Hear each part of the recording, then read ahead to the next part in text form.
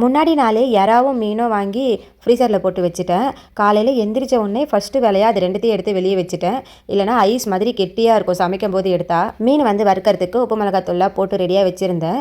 எறா வந்து பிரியாணி செய்ய போகிறேன். அதனால அதில் வந்து கொஞ்சம் தண்ணி ஊற்றி வச்சுக்கிட்டேன். அப்போ தான் அந்த ஐஸ் கட்டியெல்லாம் கரைஞ்சி தனித்தனியாக வரும். என்னன்னே தெரியல, திடீர்னு சண்டே காலையில் என்னவோ கொடைக்கானல் ஊட்டியில் இருக்கிற மாதிரி அவ்வளோ பனியாக இருந்துச்சு. நான் கூட சொல்லிகிட்டே இருந்தேன், இன்றைக்கி பாருங்களேன் இவ்வளோ பனியாக இருக்குது, கண்டிப்பாக நியூஸில் போடுவாங்கன்னு சொல்லிட்டு.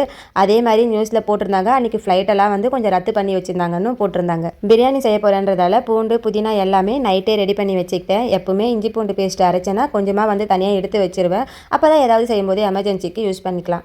எங்கள் வீட்டில் எப்பவும் போல் சண்டே காலையிலே லஞ்ச் ரெடி பண்ணிட்டேன். அது மட்டும் இல்லாமல் அன்றைக்கி வந்து ஒரு ஃபங்க்ஷன் இருந்துச்சு. நானும் அவரும் வந்து மதியானம் அங்கே கிளம்புறோம். சரி, மீதி இருக்க 3 பேருக்கு எறா பிரியாணியும் மீனும் தான் வறுத்து வச்சுருந்தேன். காலையில் டிஃபனுக்கு பார்த்திங்கன்னா பொங்கலும் சாம்பாரும் ரெடி பண்ணியிருந்தேன்.